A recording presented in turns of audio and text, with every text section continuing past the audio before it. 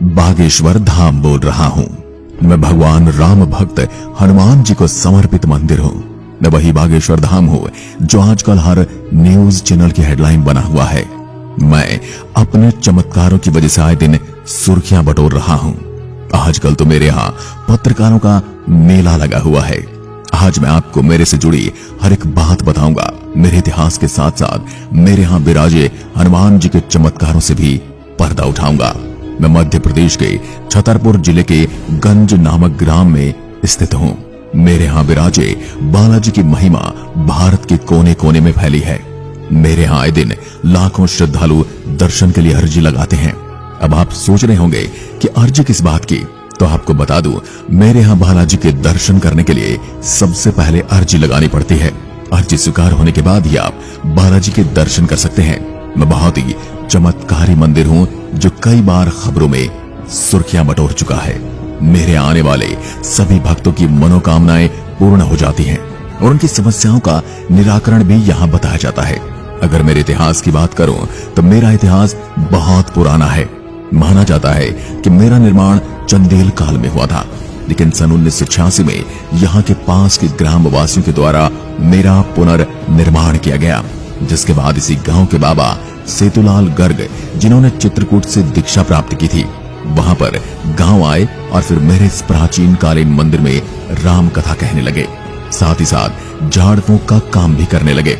1989 में बाबा राम सेतु जी ने मेरे यहाँ एक विशाल महायज्ञ का भी आयोजन करवाया था, जिसके पश्चात भगवान दास गर्ग मेरे यहाँ दरबार लगाने लगे थे। मेरा इतिहास यहीं खत्म नहीं हो जाता। सन 1996 में धीरेन्द्र कृष्ण शास्त्री के जन्म से ही मैं सुर्खियों में आने लगा था, लेकिन उस समय इतनी टेक्नोलॉजी नहीं थी जिसकी वजह से मेरी ख्याति जन जन तक पहुंच पाए।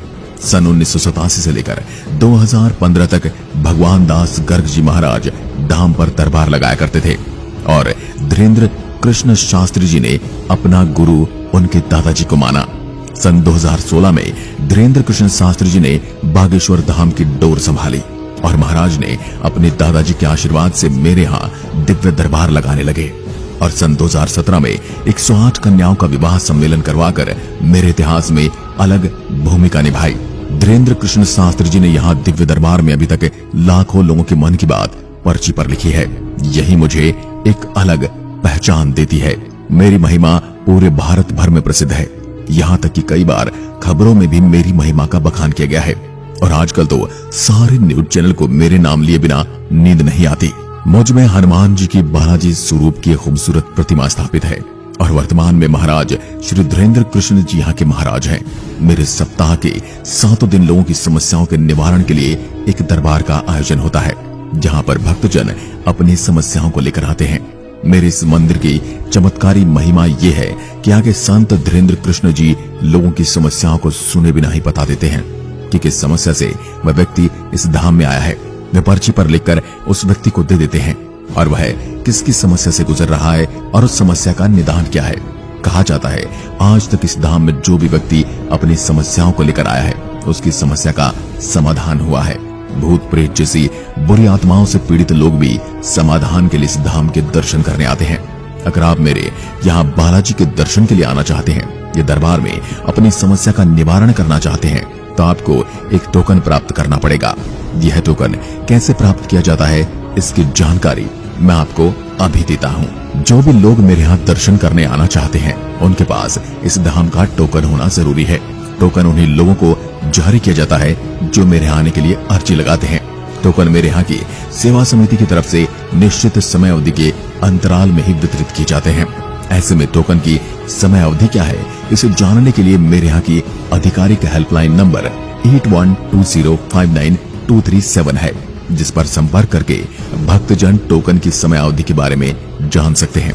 इसके अतिरिक्त आप स्वयं यहाँ आकर इसकी जानकारी ले सकते हैं। उसके बाद जो तिथि निर्धारित की गई है उस तिथि पर जाकर आप टोकन को प्राप्त कर सकते हैं, जिसके बाद आपकी अर्जी लग जाएगी। मेरे इस धाम के दर्शन के लिए जो टोकन दिए जाते हैं उसमें व्यक्ति की कुछ महत्वपूर्ण जानकारियां जैसे कि उसका नाम, पता और मोबाइल नंबर दर्ज होता है। इस टोकन के जरिए आपको बागेश्वर धाम के महाराज जी से मिलने का अवसर मिलता है, जहां पर आपको आपकी समस्या का समाधान मिल जाएगा।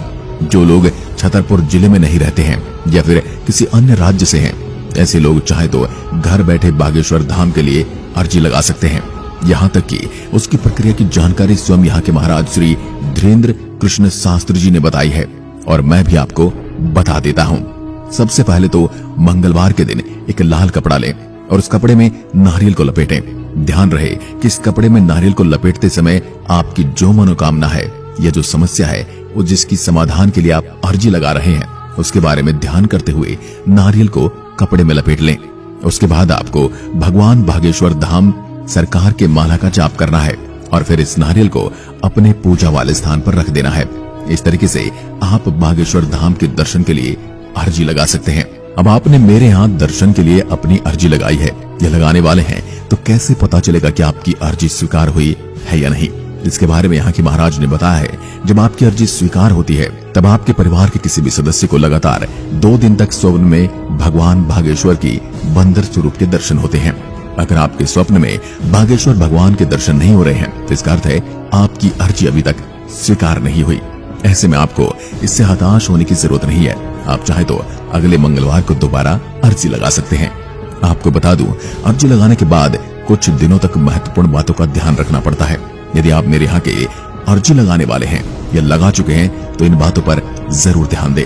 मेरे यहाँ के लिए अर्जी लगाने वाले लोगों को कुछ समय तक प्याज, लहसुन, मांस या मदिरा से परहेज करना पड़ता है, क्योंकि इस तरह के भोजन को तामसिक भोजन माना जाता है। यानी कि इस तरह के भोजन राक्षसों के भोजन होते हैं और भगवान हनुमान जी कभी नहीं चाहते कि उनके धाम आने वाले भक्त ऐसे तामसिक भोजन का सेवन करके आए। बागेश्वर धाम का अर्जी लगाने के 4 दिनों तक नियमित रूप से ब्रह्मचर्य का पालन करना चाहिए एवं बागेश्वर भगवान के मंत्रों का जाप करना चाहिए। जब बागेश्वर धाम में मंजूरी स्वीकार कर ली जाती है तो अर्जी के लिए जो नारियल बांधे गए होते हैं उन्हें भी बागेश्वर धाम सरकार ले आना चाहिए। जैसे कि आप जानते हैं कि बागेश्वर धाम पहुंचने के लिए भक्तजनों को अर्जी लगानी पड़ती है। ऐसे में यदि आप मेरे यहाँ आए बिना वहां होने वाले आरती प्रवचन को सुनने का लाभ उठाना चाहते हैं तो इसके लिए 2 माध्यम है। इंटरनेट के जरिए आप YouTube चैनल पर एवं टीवी के माध्यम से आप घर बैठे कथा, आरती इत्यादि के दर्शन कर सकते हैं। YouTube पर बागेश्वर धाम का आधिकारिक चैनल बना हुआ है। इस चैनल पर अब तक लगभग 29 लाख से ज्यादा सब्सक्राइबर हैं। यहाँ पर चैनल पर बागेश्वर धाम सरकार की कथा, आरती के वीडियोस अपलोड किए जाते हैं। इसके अतिरिक्त यदि आप टीवी के माध्यम से बागेश्वर धाम सरकार में होने वाली कथा और आरती को देखना चाहते हैं तो इसके लिए आप संस्कार या आस्था टीवी चैनल पर इसे देख सकते हैं। इस चैनल पर बागेश्वर धाम में होने वाले कथा वचन का सीधा प्रसारण किया जाता है। अब आपको बताता हूँ कि आप मुझ तक कैसे पहुंच सकते हैं। यदि आप बागेश्वर धाम सरकार के दर्शन करने के लिए आना चाहते हैं तो आप हवाई, रेलवे और सड़क तीनों में से किसी भी मार्ग का चयन कर सकते हैं। तीनों ही मार्ग यहाँ तक पहुँचने के लिए उपलब्ध हैं। बता दें कि तीनों ही मार्ग के जरिए आप सबसे पहले छतरपुर पहुँच सकते हैं। छतरपुर पहुँचने के बाद 33 किलोमीटर की दूरी पर खजुराहो पन्ना मौजूद है, जहाँ पर बस या टैक्सी से आप पहुँच सकते हैं। यहाँ से 3 किलोमीटर की दूरी पर गंज नाम की एक जगह है, जिसके बाद आपको यहाँ पर बड़ा टावर दिखेगा। वहां से 3 किलोमीटर और अंदर जाने पर मेरे दर्शन होंगे, जो अपने हाथ फैलाए हुए आपके लिए सदैव तत्पर रहता है। यदि आप ट्रेन से आना चाहते हैं तो बागेश्वर धाम पहुंचने के लिए ट्रेन मार्ग काफी सस्ता माध्यम है और लगभग भारत के विभिन्न शहरों से, रेलवे स्टेशन से आपको मध्य प्रदेश के छतरपुर के लिए ट्रेन मिल जाएगी। दिल्ली जैसे शहरों से भी मध्य प्रदेश के छतरपुर जिले के लिए सीधी ट्रेन उपलब्ध है। यदि आप अपने निजी वाहन से बागेश्वर धाम आना चाहते हैं तो इसके लिए आपको सबसे पहले छतरपुर जिला पहुंचना पड़ेगा। आप चाहे गूगल मैप की सहायता ले सकते हैं। उसमें नक्शे का अनुसरण करते हुए आप आसानी से बागेश्वर धाम पहुंच सकते हैं। वैसे आप चाहे तो बस के जरिए भी बागेश्वर धाम आ सकते हैं। दिल्ली से सीधे बागेश्वर धाम के लिए बस चलती है। आप चाहे तो रोडवेज बस की सवारी भी ले सकते हैं, जिसके लिए आपको सबसे पहले दिल्ली से लखनऊ और फिर लखनऊ से भोपाल तक का सफर तय करना होगा, क्योंकि दिल्ली से सीधे छतरपुर के लिए रोडवेज बस की सेवा उपलब्ध नहीं है। यदि आप बागेश्वर धाम हवाई मार्ग के जरिए आना चाहते हैं तो बता दें कि बागेश्वर धाम पहुंचने के लिए सबसे नजदीकी हवाई अड्डा खजुराहो हवाई अड्डा है, जहां से लगभग भारत के कई बड़े शहरों के हवाई अड्डों से जहाज सीधी उड़ान भरते हैं। लेकिन फिर भी आपको अपने क्षेत्र के हवाई अड्डे से खजुराहो के लिए सीधी फ्लाइट उपलब्ध है या नहीं, इसकी जानकारी ले लेनी चाहिए। यदि आप भारत के किसी छोटे शहर से हैं जहां से आपको सीधे खजुराहो के लिए फ्लाइट टिकट उपलब्ध नहीं हो रही है, तो आप सबसे पहले ग्वालियर एयरपोर्ट के लिए टिकट बुक कर सकते हैं, क्योंकि ग्वालियर एयरपोर्ट के लिए भारत के छोटे शहरों से भी फ्लाइट उपलब्ध है। इसके बाद वहां से आप खजुराहो एयरपोर्ट की यात्रा कर सकते हैं। खजुराहो पहुंचने के बाद बस या टैक्सी के माध्यम से छतरपुर पहुंच सकते हैं। जिस तरह से आजकल महाराज धीरेन्द्र शास्त्री को लेकर विवाद बना है, वह भी एक सोचने का विषय है। हम ये नहीं कहते कि अंधविश्वास पर विश्वास करना चाहिए। हम किसी भी तरह से अंधविश्वास की पुष्टि नहीं करते हैं, परंतु जब बात किसी की आस्था और विश्वास की आती है तो वह तर्कों के बारे में नहीं सोचा जाता। आजकल धीरेन्द्र शास्त्री को मीडिया और हिंदू विरोधी ताकतों ने घेरा हुआ है, लेकिन मेरा उनसे प्रश्न ये भी है कि जो दिवाली और जानवरों की बलि के ऊपर काफी ज्ञान और शो चलाते हैं, क्या वह उन धर्मों से क्यों प्रश्न नहीं करते? जानवरों को खाने की वकालत करते हैं, उन धर्म गुरुओं से उन धर्म में व्याप्त बुराइयों पर क्यों प्रश्न नहीं किया जाता? क्या किसी ने प्रश्न किया है क्या आए दिन मदरसों और दरगाहों से रेप वगैरह की खबरें आती हैं? उनको कितनी और सजा मिल पाती है? सदियों से जो केस चले आ रहे हैं, उनसे किसी ने जाकर पूछा है कि अपने धर्म स्थल पर ऐसा कृत्य क्यों किया? यह सब सनातन धर्म के साथ ही क्यों? सबकी अपनी अपनी आस्था है, लोगों को कुछ लाभ मिल रहा होगा तभी वो वहां जा रहे हैं। इस बारे में आपके क्या विचार हैं, हमें कमेंट में लिखकर जरूर बताएं। साथ ही अभी तक चैनल को सब्सक्राइब नहीं किया है तो चैनल को सब्सक्राइब करके बेल आइकन जरूर दबाएं। धन्यवाद।